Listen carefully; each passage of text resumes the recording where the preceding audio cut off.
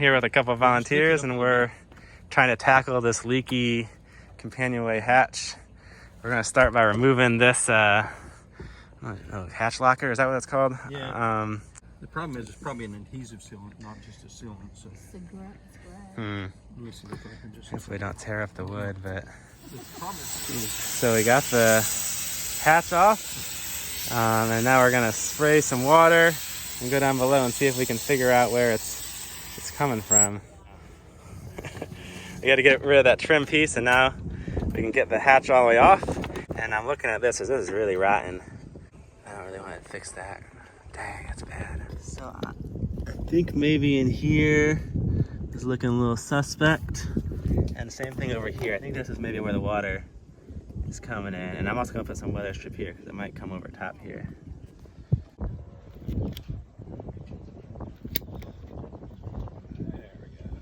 Okay, so I think I got this sealed up, hopefully. Reattaching the trim.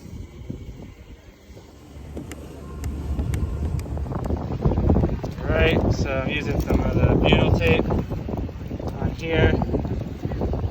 This is going to have to wait for another day. I just don't really feel like fixing that. I don't think it really matters. The main part with sealing up there is most important.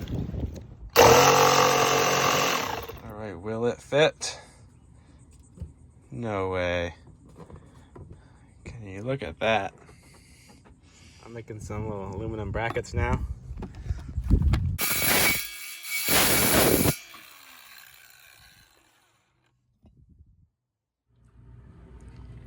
Here's the panel, all connected up. I used these little bits of aluminum and I bent them to make brackets. And I traced the old kind of panel someone had made. Instead of the latch, I just did this little simple guy. I had to cut this hole here because the transducer was in the way.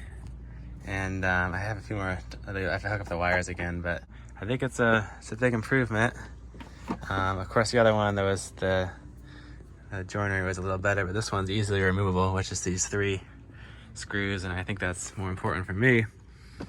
There's still more to be done on the electric system to get it perfect, but you know, this will work for now. And I'm gonna add a battery monitor. I just found this little plaque somewhere else on the boat, and I stuck it over here to cover up where I had to cut the hole for the depth transducer. So it's works out pretty well. So the anchor that came with the boat was secured in with this little pin here, and I got a new anchor, so I've marked where the pinhole goes. And I'm gonna have one of my volunteers help drill that hole for me. So what I need to do is remove this anchor again, which this thing is a beast. And then cut off this wire.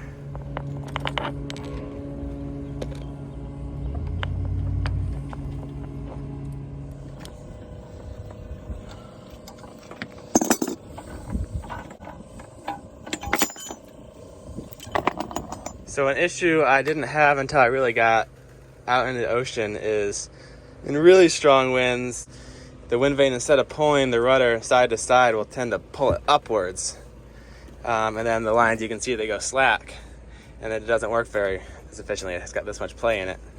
Also, the tiller's resting position, I got it nice and tight now, so it'll hold up, but eventually this loosens up and it sits down here, which is really not a comfortable position to tiller.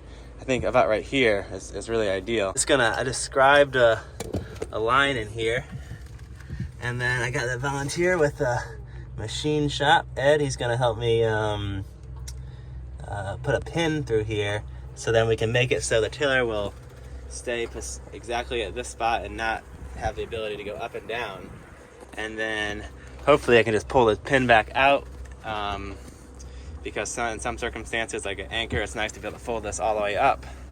And then in other circumstances, you do want it to go all the way down so you can reach, further forward and, adjust things when you're single-handing.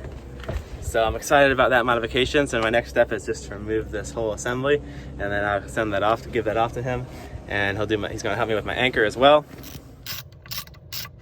Didn't think about this. I removed the bolts. There's 2 of them. This thing is kind of still stuck on there. sure if I can pound it out, or maybe if I spread this out a little bit.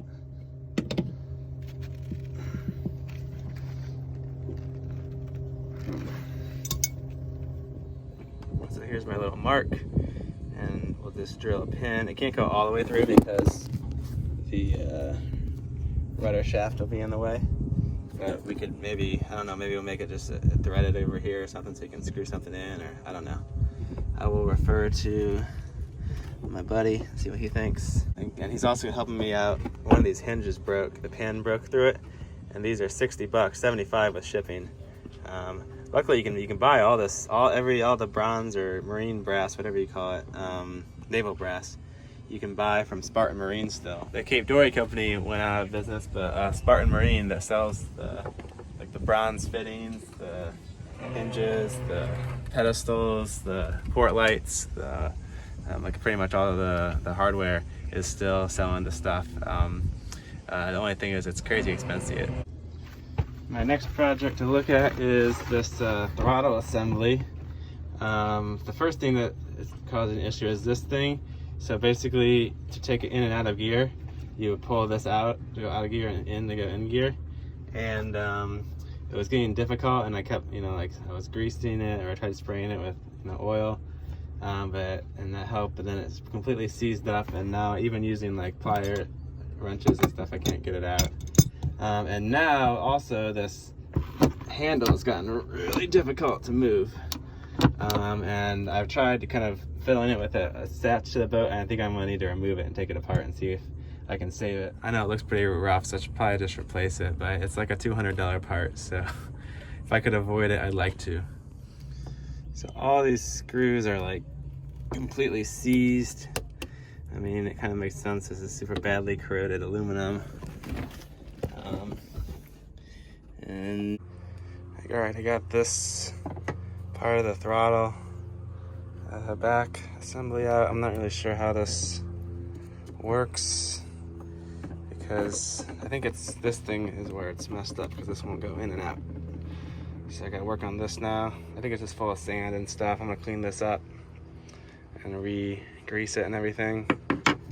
So today we repositioned the solar panels. So now this one will always be in the sun, and this one will sometimes get blocked, but I think this will be a little better. They also seem like they're not bent as much. He's got a nice job with the wiring, hidden away.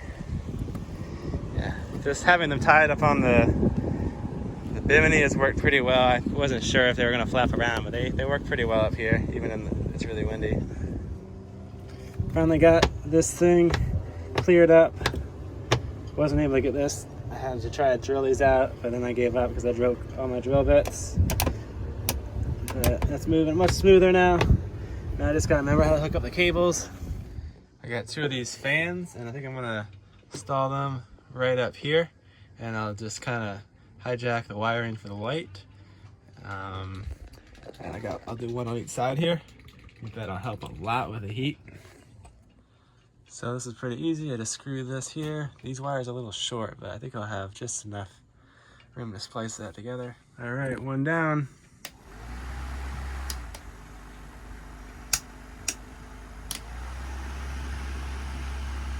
No, it spins backwards. Shoot.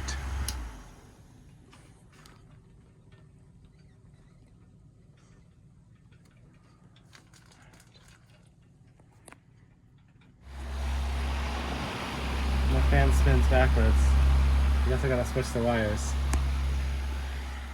Okay, so now the fan spins the right way, but I made the wire too short. I mean, at least it can blow on you when you're in the bed, but I was hoping it could like also swivel around this way. So I'll try better on fan number 2.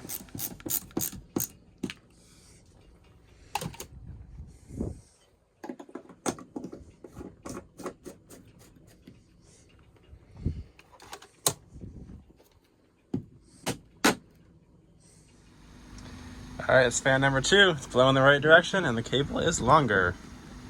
So I should be able to go all the way this way. So I just made one project leads to another. Broke this freaking light. This bayonet connector stopped working, and then when I was fiddling with it, I broke the lens. Every project I do just leads to one more. At least these are easy to find. It should just pop right in. So I just got this tiller part back. You can see there's a hole and a pin now, so I can lock the tiller in place. And we'll just put that back on the boat, on the rudder shaft. So that's all in there. I can just put this at its height. There we go. There. And now the tiller is at a much more comfortable height. And when I attach the Windvane, it can't pull all the way back like it used to. So that'll be much better. Just had this hole drilled in my anchor so I can fit a pin. So that looks much better secured now than just holding it with the chain. That's a good size anchor for this little boat. I'm gonna try adding this battery monitor. It's got a 500 amp shunt, and I think it was like $45 or $50 on Amazon. I would have got the Victron one, but this is a lot cheaper. About the right size, and looks like we got some room back here. Maybe right there. Here's my hole. Kind of clean it up a little bit. This is why it sucks living on a boat you're working on.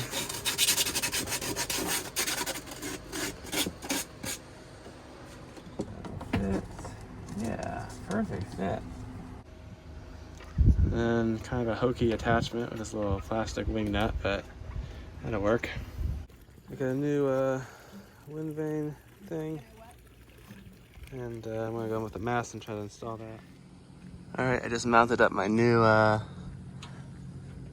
Windex, and this one fits on the VHF.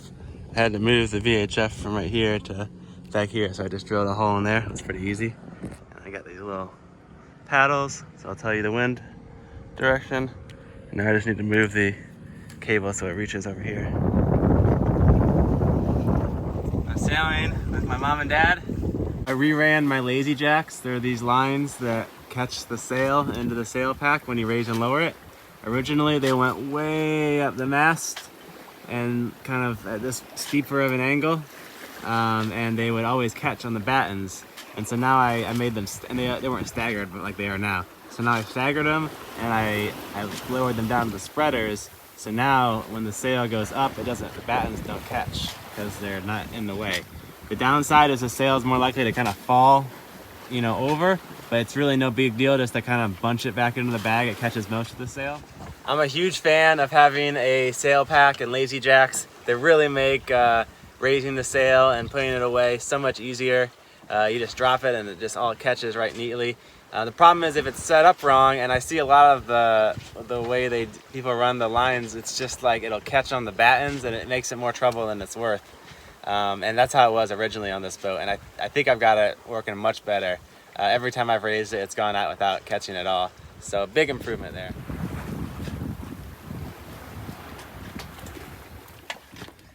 So I'd like to neaten up this battery installation and do it the proper way. I think you're supposed to add some bus bars and like a fuse, and this will also double as a switch.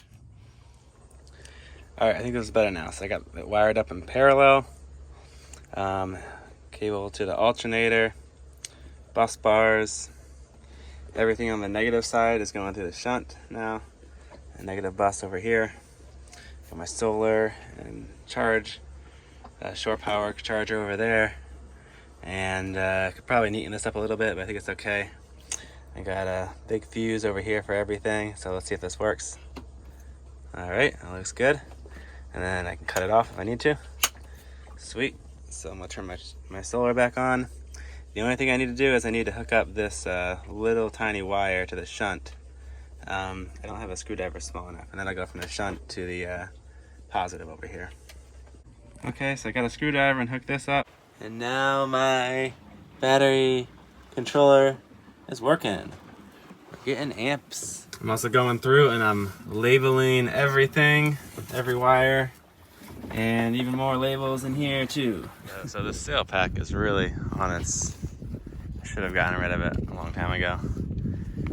just like falling apart all over the place. There's a new hole every day.